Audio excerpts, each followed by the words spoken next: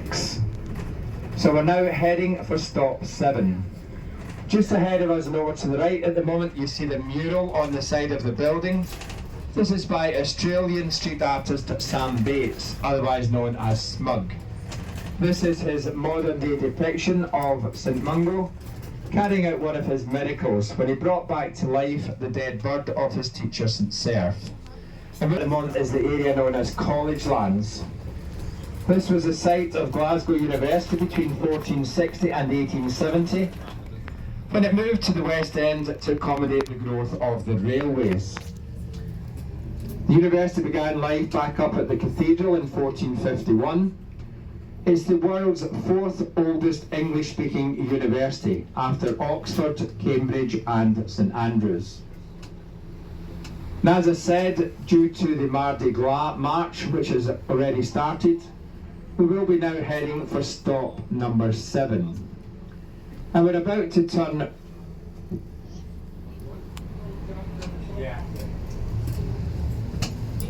So we are just turning right onto Ingram Street, and this is where in 1815, in the family home, Canada's first Prime Minister, John Alexander Macdonald, was born. And coming up in a moment on the right-hand side of the bus, you will see the Ramshorn Church building. It's no longer a church building, it's now owned by Strathclyde University, more commonly known as the Ramshorn Kirk. In the graveyard behind the church on our right-hand side, we have the graves of Pierre Longelier, who was murdered allegedly by Madeline Smith. But when she went to trial, she was given the unique Scottish verdict of not proven. That generally means that we know that you did it, but we can't prove it. Also, just outside the walls of the Ramshorn Kirk are the graves of 2 brothers, Andrew and Robert Fowlis. They were printers in the Glasgow area, and when the street was widened, their graves remained outside the new walls of the church. So the original Glasgow Savings Bank building on our left, and then the Corinthian building. Now, originally the Gallery of Modern Art was the mansion house of William Cunningham, one of Glasgow's tobacco lords. When he moved to the countryside in the 1800s, the building was redesigned by Hamilton. Glasgow, unfortunately, does have links to the slave trade. It's a part of our history which we're not proud of, but we do have to acknowledge our part in the slave trade. Now, we will be turning right very shortly onto Queen Street, and the Gallery of Modern Art is on our left-hand side as we do so. In front of the gallery is the statue of the Duke of Wellington on his horse Copenhagen.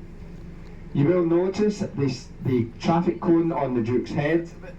This began, so it's just on our left as we turn right now. And we are now heading for stop number 7 for the Gallery of Modern Art and the Buchanan Street shops. We will be turning left very shortly onto St Vincent Place, and when we do so, if you look at the architecture of the 4 buildings coming up to the right-hand side of the bus.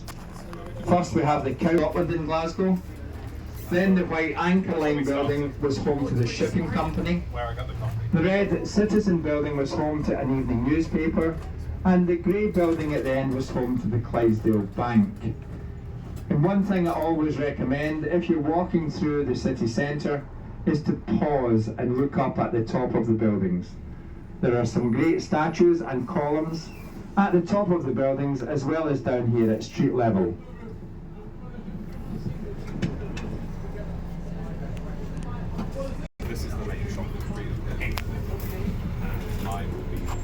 Now we're just now heading for stop number 8 for Glasgow Centre.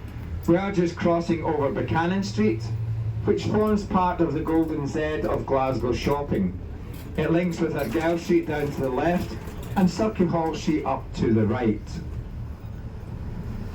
Glasgow is second in the UK only to London for shopping trips. Also just up to the right in Buchanan Street is Buchanan Street subway station. Glasgow has the world's 3rd oldest underground railway system after London and Budapest. Our system dates back to 1896. And very shortly we will be turning left onto Renfield Street, and as we do so, at the diagonal right hand corner we have the Bank of Scotland building with the pillars at the front.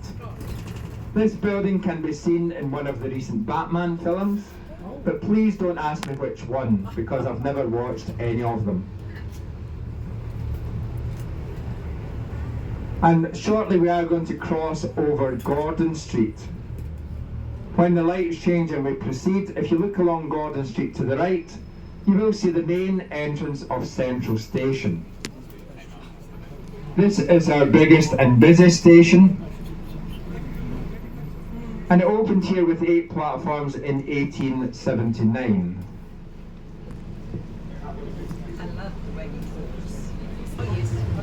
Central Station was built on the site of the village of Grahamston. This village was demolished to make way for the railways. We do believe, however, there are still 2 buildings surviving from the days of Grahamston Village, and the first is just coming up on our right, and it's now home to the Rennie Mackintosh Hotel. The other one is round the corner to the right at the traffic lights on Argyll Street, and it's home to the Grant Arms pub. And it looks like just ahead of us at Argyll Street we have some of the Mardi Gras marchers. So we may be here on Union Street for a few minutes' time. So is it a weekend? Like a Pride weekend? It's Pride weekend. Is Aberdeen show? Is that where we go to? But we don't.